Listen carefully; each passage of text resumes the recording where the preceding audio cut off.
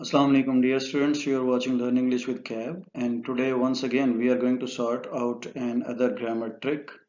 अच्छा ये ग्रामर से हट के है हमारा आज का ट्रिक जो है that is about sentence completion. थोड़ा सा हट के है इससे, लेकिन ये क्वेश्चन बड़ा आता है इवन के पीपीएससी के पेपर्स में और सीएसएस पीएमएस के पेपर्स में, एमडी कैट के पेपर्स में। इसको समटाइम्स क्लोज सेंटेंस भी कहा जाता है और समटाइम इसको सेंटेंस कंप्लीशन के नाम से दिया जाता है। ये सिंपली वो क्वेश्चन होता है जिसको आप लोग कहते हैं फिल इन द ब्लैंक। अच्छा ये क्वेश्चन जो है ये तीन चीजों पे बेस करता है।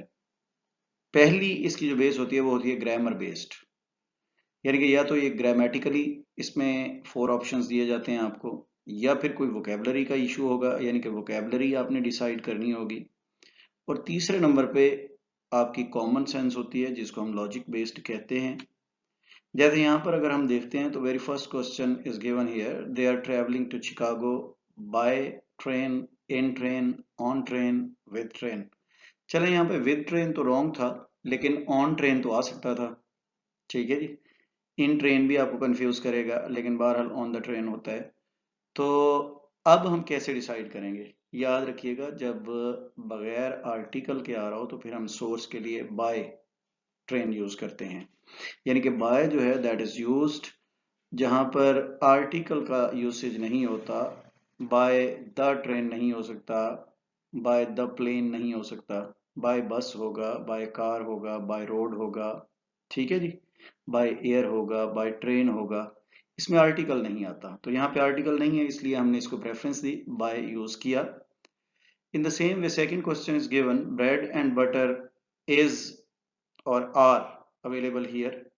अच्छा जब हम अवेलेबल हियर की बात कर रहे हैं, अब ब्रेड एंड बटर दो मीनिंग में यूज होता है। एक तो bread and butter idiomatic use होता है, उसका मतलब होता है कि रोजी रोटी, लाइवलीहुड जिसे आप लोग कहते हैं। लेकिन दूसरे नंबर पे ये दो आइटम्स भी हैं। तो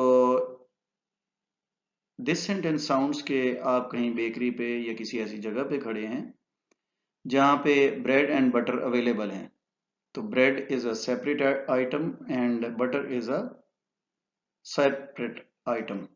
तो आप लोग क्या यूज करेंगे? Bread and butter are available here, was, has been, is, वैसे भी तीनों सिंगुलर आ गए तो ये भी यहाँ पे ऑप्शन नहीं लगता। इसके बाद वोकेबलरी बेस पे अगर हम देखते हैं तो we need the room which must be perfect and, अब ये आगे फिल इन द ब्लैंक थी और ये 4 ऑप्शंस हैं। अच्छा ये यहाँ पे इसका एंड जो है ना ये मार्कर है, एंड शोज के परफेक्ट की सेंस का वर्ड आगे भी आना चाहिए। ठीक है जी, तो मैनिपुलेट तो नेगेटिव वर्ड होता है, ये नहीं आ सकता। इमैक्यूलेट नीट एंड क्लीन को कहते हैं, तो इमैक्यूलेट हो सकता है। स्क्रैपी तो टुकड़ों में हो जो मतलब रफ, और क्लटर्ड भी इसी सेंस में आता है। तो राइट ऑप्शन जो है दैट इज इमैक्यूलेट। परफेक्ट की वजह से हमने, ये परफेक्ट को मैंने इसलिए अंडरलाइन किया है, ये एंड को आप एनसर्कल कर लें तो आपको पता लग जाएगा कि एंड से पहले और बाद वाले जो वर्ड्स होते हैं दे शुड बी सेम। तो परफेक्ट एंड इमैक्यूलेट। इसके बाद है जी logic based, he looks determined, so he is going to. अब ही लुक्स डिटरमेंट जो है ये पूरी की पूरी क्लॉज जो है दैट इज द कॉज।